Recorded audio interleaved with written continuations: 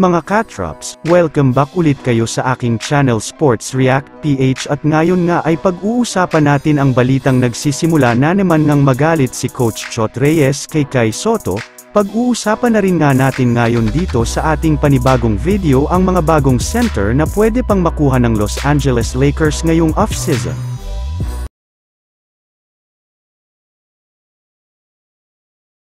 Para nga sa inyong kaalaman, 2 linggo na lamang nga ang natitira bago magsimula ang mga laro ng Gilas Pilipinas sa darating na FIBA World Cup. Kaya kailangan na nga talaga magmadali ang kanilang team at ang kanilang players sa pag-insayo. Subalit sa hindi nga inaasahan, hanggang ngayon nga po ay hindi pere naman na dito nakakasama ang isa sa kanilang pinakamahalagang player na si Kai Sotto. Base nga sa naging pahayag ni Coach Chot Reyes sa harap mismo ng media, sinabi nga nito na bagamat man nga nakakapag-participate na si Kai Sotto sa ginagawang practice ng Gilas Pilipinas ay hanggang light shooting lamang nga ang ginagawa nito sa loob ng court. Yes, hindi pa nga siya nakakapag-full form na practice na merong contact gayong hindi pere naman nga ito pinapayagan ng doktor. Kaya dahil nga, mahaba ang binigay na palugit ng Gilas Pilipinas para maglaro si Kai Sotto ay napipiko na nga dito ang kanilang mismong head coach na si Chot Reyes.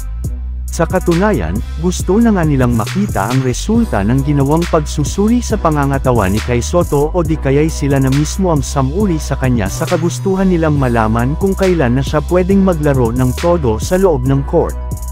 Samantala pumunta naman tayo sa ating sunod na pag-uusapan ngayon sa mga bagong center na pwede pang makuha ng Los Angeles Lakers ngayong off-season.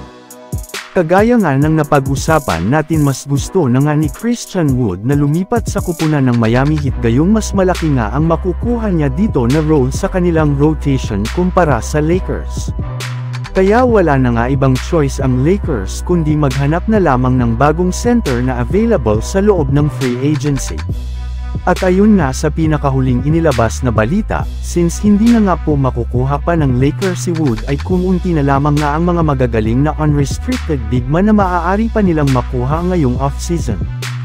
At sila nga ay kinabibilangan ni Bismack Biyombo, Wenyen Gabriel, Blake Griffin, Frank Kaminsky, Dwight Howard at si Tristan Thompson na pare-pareho rin naman ng mga magagaling na free agent big man na maaari rin naman ng makatulong sa kupunan ng Los Angeles Lakers pagdating sa pagpapalakas ng kanilang frontcourt lalong-lalo na sa rebounding at depensa.